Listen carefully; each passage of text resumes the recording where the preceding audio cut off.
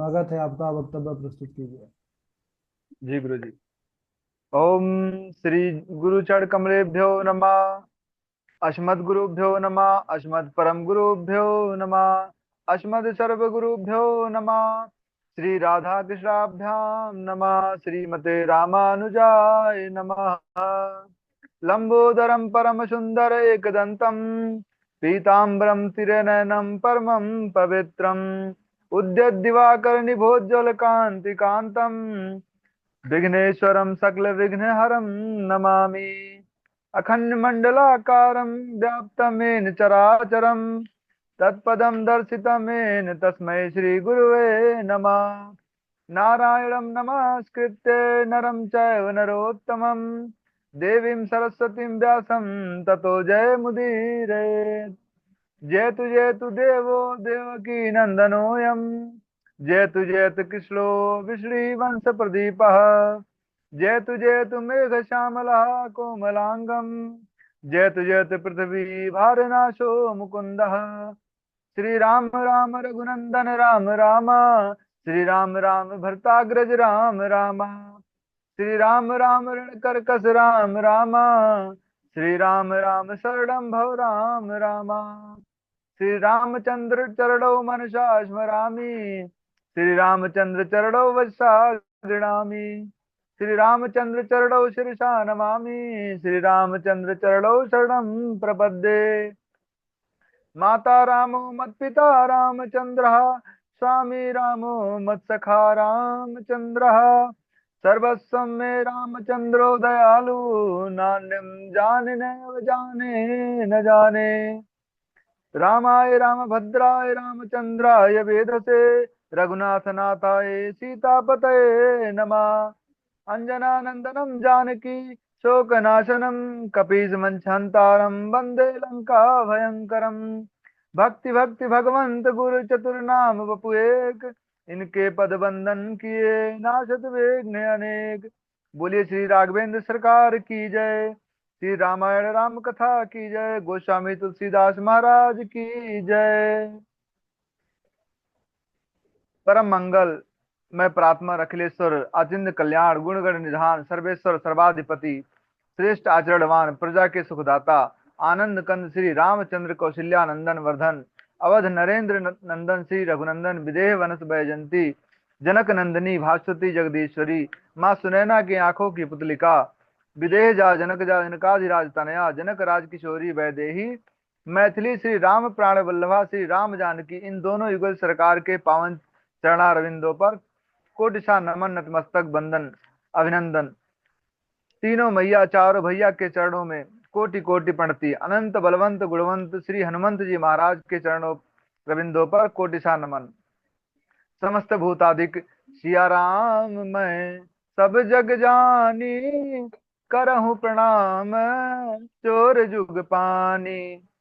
सज्जनों, हम सबका परम सौभाग्य है कि श्री राम कथा चरित्र का पावन संकल्प लेके श्री राम कथा सुनने का उद्देश्य लेकर के हम और आप सब एक स्थान पर एकजुट होकर के इस पावन कथा श्री राम कथा के लिए आए हैं। श्री राम कथा मंदाकिनी मंदाकिनी पर अवगाहन करने का, स्नान करने का, दोका लगाने का जीवन में है अवसर बड़े सौभाग्य के बाद प्राप्त होता है।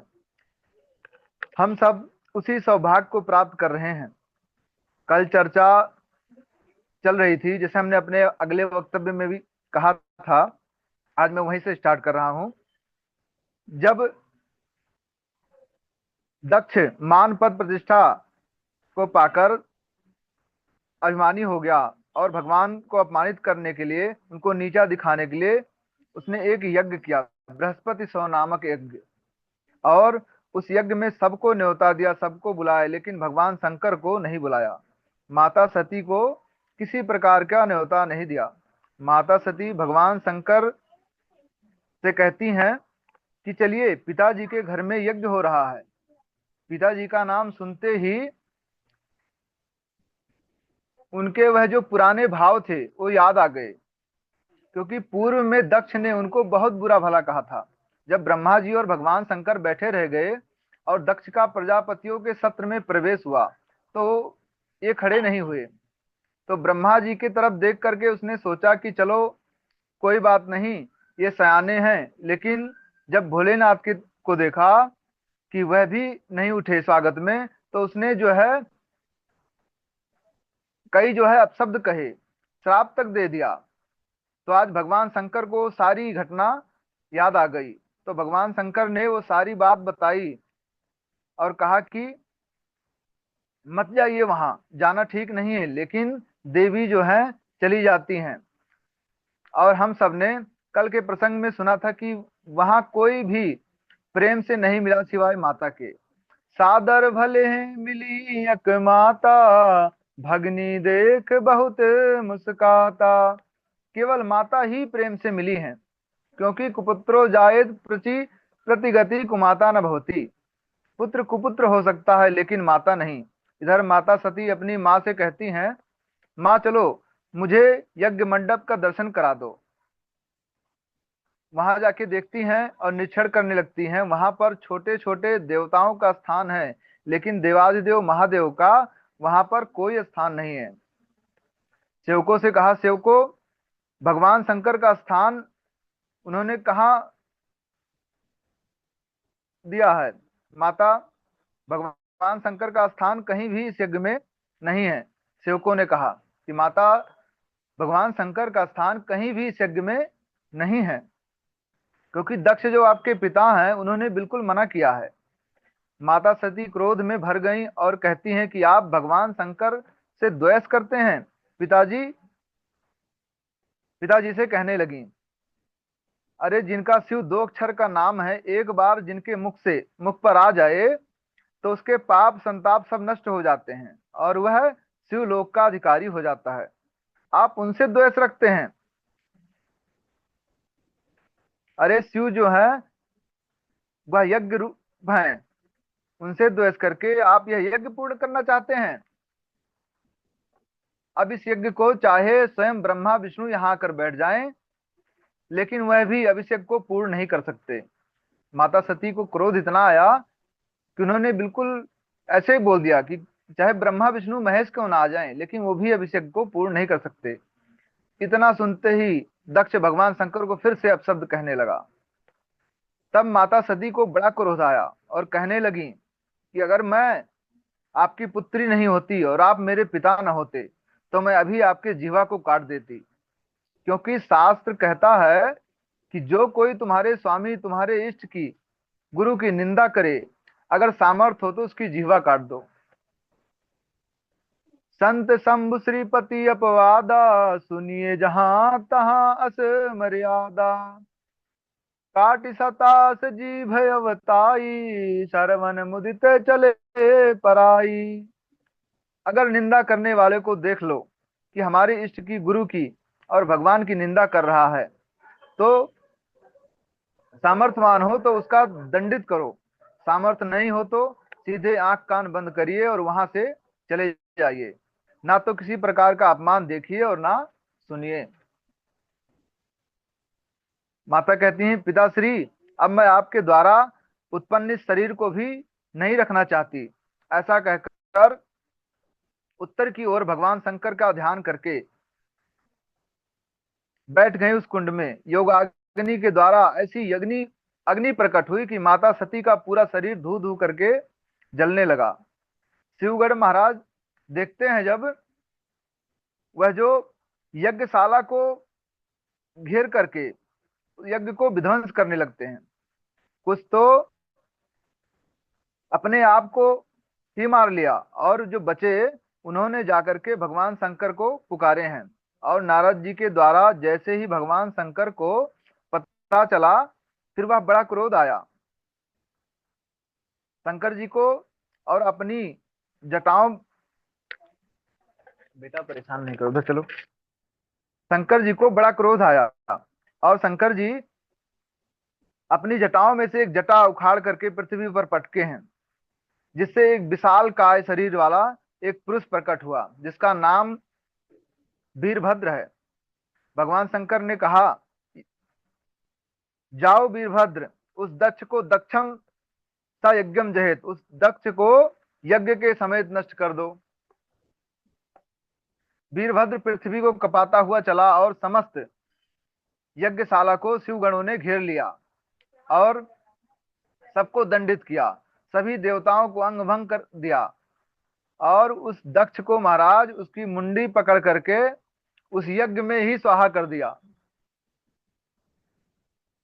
और यह कथा में बतलाती है कि अगर हम दूसरों को नीचा दिखाने के लिए कितना भी बड़ा यज्ञ क्यों ना कर लें, देखो यज्ञ करना अच्छी बात है, लेकिन ये यज्ञ जो है हमारी वैसे भी बहुत पुरानी संस्कृति है, लेकिन अगर हम ऐसे यज्ञ द्वारा ऐसी भावना हमारी हो कि किसी को हम नीचा दिखाने के लिए यज्ञ कर रहे हो, तो उसका कोई मतलब नहीं होता, तो यज्ञ हमारे लिए सर्वनाश का कारण बन जाता है। यहाँ पर दूसरों को नीचा दिखाने के लिए तो दक्ष ने यज्ञ किया था। देखिए वह यज्ञ जो है दक्ष का ही सर्वनाश करा दिया। क्यों? क्योंकि यज्ञ किसी भावना से करना चाहिए। यज्ञ किस भावना से करना चाहिए? तो यज्ञ तो सर्वे भवन्तु सुखिना के भावना से करना चाहिए। और इधर भगवान शंकर सती के देह त्याग के बाद पुनः प्रभु के भजन में लग गए और माता सती का अगला जन्म हुआ और वह पर्वतराज हिमांचल की पुत्री पार्वती के रूप में आई। उनका नाम पार्वती हुआ और बाद में उन्होंने भगवान शंकर को तप के द्वारा पुनः प्राप्त कर लिया। किसी ने कहा कि महाराज ये पर्वत पुत्री कैसे पार्वती के रूप में? भगवान शंकर को ही, जैसे जब वो यज्ञ में बैठ गई थी तो उस समय भगवान शंकर को ही पति रूप में क्यों पाई? लोग पूछे कि जब ऐसा ऐसा हो गया तो दोबारा भगवान शंकर को ही क्यों पति रूप में पाना चाहती हैं, पार्वती के रूप में आई जब? तो देखिए माता सती योगाग्नि के द्वारा जब अपने शरीर को भस्म कर रही थी, उस समय उन्होंने मरते समय यही मांगा था प्रभु से, सती मरती हरि सन वरु मागा, जन्म जन्म शिव पद अनुरागा, जन्म जन्म शिव पद अनुरागा, सती मरती हरि सन वरु मागा। यही उन्होंने भगवान हरि से मांगा कि मेरी यही इच्छा है कि हर जन्म मुझे शिव जी ही पति रूप में प्राप्त हो, भगवान शिव का ही सेवा करने का अवसर मुझे हर जन्म में प्राप्त हो। और कालांतर में वह पर्वत पुत्री पार्वती के रूप में जन्म लेती हैं। सज्जनों, जब से इस पर्वत पर पार्वती मैया का जन्म हुआ, नाना प्रकार के वैभव प्रकट हो गए। अब यज्ञ तो जगत की शक्ति है, तो माता जो है ऐसे ही जगत की शक्ति है, जहां प्रकट हुई वहां पर सारे जितने भी रत्न राशि हैं सब प्रकट हो गए हैं। एक बार विचरण करते हुए नारद जी हिमांचल राज के घर पर आए तो उन्होंने उनका पूजन किया, स्वागत किया, सत्कार किया और अपनी पुत्री को प्रणाम करवाया और पूछे कि देखिए महाराज, ये मेरी पुत्री है पार्वती, इसका हाथ देख करके इसका भविष्य का वर्णन करिए, दोष गुणों को बताइए। नारद जी ने सब कुछ बताया देख करके। बोले कि पर्वतराज, हे मैया मैना, आपकी यह जो कन्या है ये बहुत बड़ी भाग्यशाली है, इसके अंदर सभी शुभ लक्षण विद्यमान हैं जिनको सुलक्षणा कहते हैं, लेकिन उनका जो पति होगा वह बड़ा उदासीन होगा, जटाजूट धारी होगा, नंग धड़ंग रहने वाला होगा और चिता की भस्म रमाने वाला होगा। जब इस प्रकार उन्होंने कहा तो माता जो है पार्वती जी की मैना मैया वह तो रोने लगी कि हे नाथ, अभी तो आप कह रहे थे कि आपकी जो पुत्री है बड़ी भाग्यशाली है। अरे ये ऐसा पति जिसको मिलेगा वो भाग्यशाली कहाँ से रहेगी, उसका तो भाग्य फूट जाएगा। महाराज जी ने कहा क्या करें मैया, हम अपने मन से तो कुछ नहीं कह रहे हैं, भाग्य की रेखा जो कहती है, विधाता ने जो यही लेख लिखा है, ये जो सारे अवगुण इसके पति में जो दिख रहे हैं इसका एक उपाय है जिससे ये सारे अवगुण जो है गुणों में परिवर्तित हो सकते हैं। माता बोली वो कैसे? तो बोले कि ये जो सारे गुण लक्षण महादेव में, भगवान शंकर में भी घटित होते हैं, और वह जो दोष मनुष्य के रूप में गिने जाते हैं वही महादेव जी के पास जाकर के गुण अवगुण जो है गुणों में परिवर्तित हो सकते हैं। अगर ये भगवान शंकर को वर के रूप में प्राप्त कर लें तो ये सारे अवगुण जो है गुणों में परिवर्तित हो जाएंगे। इतना सुनते ही माता पार्वती बड़ी प्रसन्न हुई, क्योंकि वह तो सब जानती हैं, जगदम्बा हैं। तो उन्होंने देवर्षि नारद जी से निवेदन किया है, हे देवर्षि मुझे बताएं क्या करना होगा। नारद जी यहाँ कहते हैं मैना मैया से कि अपनी आप जो है अपनी पुत्री को कहो कि वह तप करें, क्योंकि भगवान शंकर ऐसे ही नहीं मिलते हैं, बहुत तप करना पड़ता है, तब जाके भगवान शंकर प्राप्त होते हैं। जो तप करो कुमारी तुम्हारी, भव्य मेट सके त्रिपुरारी। अगर आपकी पुत्री भगवान शंकर को पाने के लिए उनके दर्शन के निमित्त तप करेगी तो निश्चित ही भगवान शंकर मिलेंगे। और माता सती भगवान शंकर को पति के रूप में प्राप्त करने के लिए माता पिता से आज्ञा लेकर के वन में जाकर बड़ी कठोर तपस्या करती हैं। इतने वर्षों तक उन्होंने तपस्या किया है कि उनका तपस्या देख करके बड़े बड़े तपस्वी साधु संत सन्यासी सब नतमस्तक हो गए। सती जो है बिना कुछ खाए पिए उन्होंने तपस्या किया, जिनसे उनका नाम अपर्णा पड़ गया। बोलो अपर्णा मात की जय। क्योंकि वह पेड़ पत्तों को खा करके तपस्या करती थी। एक समय तो ऐसा आया कि उन्होंने पत्तों को भी खाना छोड़ दिया, जिससे उनका नाम अपर्णा पड़ा। और इधर जो है माता तपस्या कर रही हैं। इसके बाद आगे यहाँ पर जो है तारकासुर नाम का जो असुर है वो देवताओं के नाक में दम करके रखा हुआ है, जिससे सारे देवता परेशान हैं।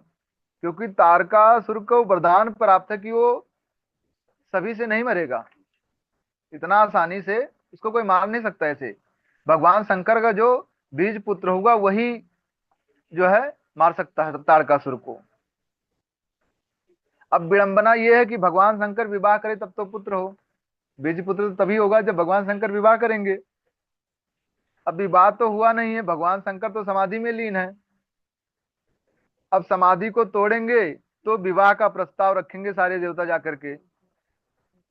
तो सबसे पहले उन्हें समाधि से जगाना होगा।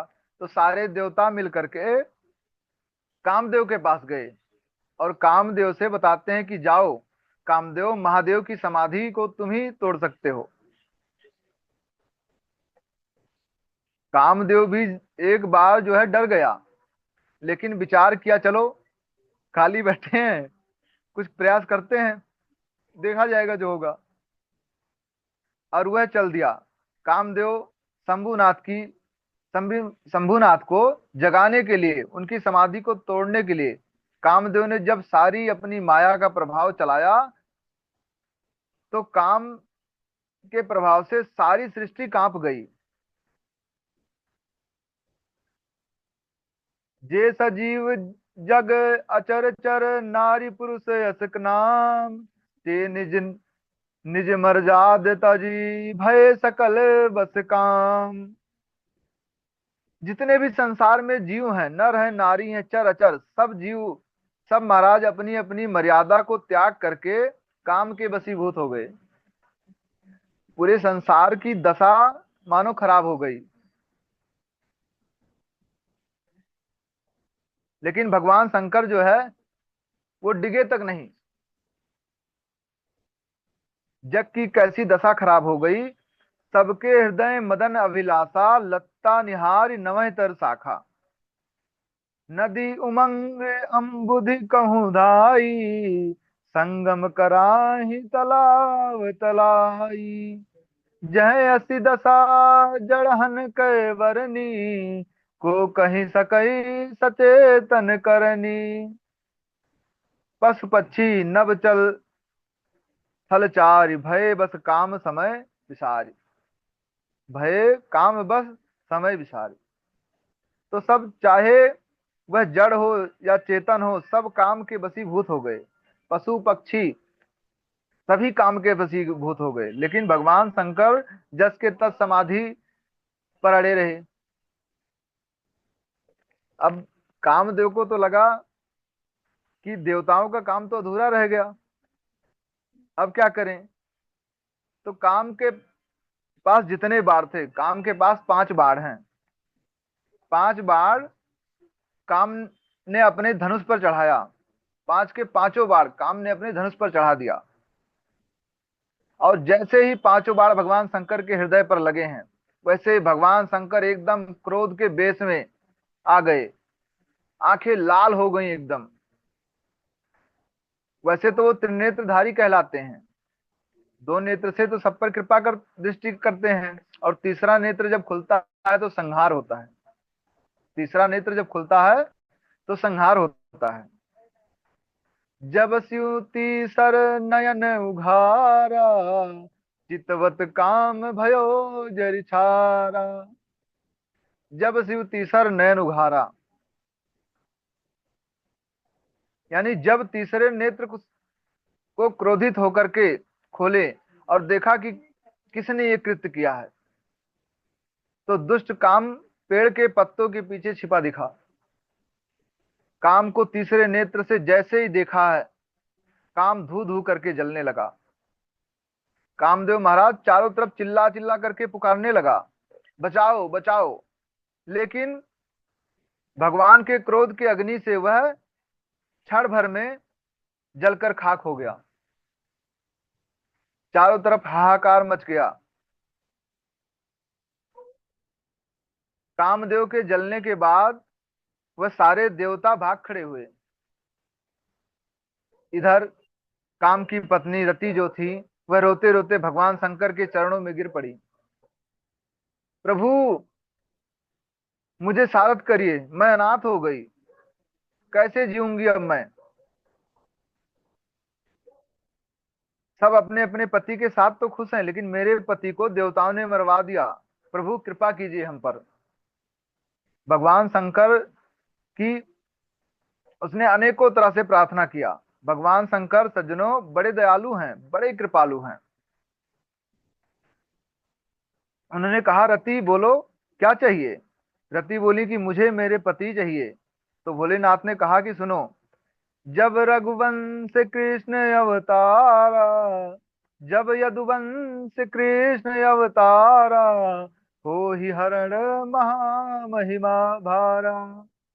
कृष्ण तनय होई है पति तोरा, बचन अन्यथा होई न मोरा। जब भगवान श्री कृष्ण यदुवंश रूप में अवतरित होंगे, उस समय उनके पुत्र के रूप में तुम्हारा पति तुमको प्राप्त होगा। तब प्रद्युम्न के रूप में फिर आते हैं भगवान। भगवत कथा में आप सब सुने हैं, जिसका सब्बा, जिसको जो है सब्बर हरण करके ले जाता है, बाद में वह फिर रक्षित हो जाता है। इधर देवता जान गए कि अब भगवान शंकर की समाधि दूर हो गई है। सब देवता ब्रह्मा जी के पास गए, बोले ब्रह्मा जी से, चलिए ब्रह्मा जी चलिए, आप ही भगवान शंकर को मनाइए। ब्रह्मा जी ने कहा, अरे आप लोग क्यों नहीं मनाते हैं। तो बोले, हम सबको डर लगता है, काम को जला दिया, कहीं हमको भी ना जला दें। ब्रह्मा जी कहने लगे, वह देवताओं को नहीं जलाते हैं, देवताओं पर कृपा दृष्टि रखते हैं। तो बोले हैं वहां काम भी देवता था। इंद्र ने कहा, काम भी देवता था, वह तो गया। फिर ब्रह्मा जी और सारे देवता गए, भगवान शंकर जी की स्तुति करते हैं और उन्हें मनाते हैं, उनसे प्रार्थना किया है। क्योंकि अगर भगवान शंकर विवाह कर लें और दूल्हा बन जाएं और दुल्हन ले आए, तभी तो पुत्र होगा। और जब पुत्र होगा तभी तारकासुर को मारेगा वो। और जब ताड़कासुर मरेगा तभी हम सब मुक्त होंगे। अब यहाँ पर सारे देवता जो है स्तुति करते हैं भगवान का। कैलाश के निवासी नमो बार बार हूँ, कैलाश के निवासी नमो बार बार हूँ, आयो शरण तिहारी प्रभु तार तार हूँ, आयो शरण तिहारी प्रभु तार तार हूँ। भक्तों को भक्तों को तुमने कभी निराश ना किया, भक्तों को तुमने कभी निराश ना किया, मागा जिन्हें जो चाहा वरदान दे दिया, मागा जिन्हें जो चाहा वरदान दे दिया। बड़ा है तेरा दायरा हो, बड़ा है तेरा दायरा, उदार है तू, उदार है तू, आयो शरण तिहारी प्रभु अवतार तार हूँ, आयो शरण तिहारी प्रभु तार तार हूँ। कैलाश के निवासी नमो बार बार हूँ, कैलाश के निवासी नमो बार बार हूँ, आयो शरण तिहारी प्रभु तार तार हूँ। बोलिए भक्त वत्सल भगवान की जय। आज हम अपनी बारी को यहीं विराम देते हैं, आगे की कथा हम अपने वक्तव्य में कहेंगे। प्रणाम गुरु जी। हाँ ठीक है रजनीश जी, अच्छा वक्तव्य रहा। और धीरे धीरे काफी सुधार हो रहा है। और जितने जल्दी जल्दी वक्तव्य करते जाएंगे उतना बढ़िया होता जाएगा। और राम प्रभु की गुरु जी, कृपा बनी है। गुरु जी प्रयास है, आपकी कृपा रही और ऐसे भगवान की भी कृपा रही तो हर हफ्ते में प्रयास है कि हफ्ते में एक बार जरूर मैं वक्तव्य करूंगा। चलो बहुत बढ़िया, और बहुत अच्छा। प्रयास रहा बहुत तो उससे सुंदर। 2 बार। ठीक है ठीक है। रजनीश जी, अच्छा है प्रयास।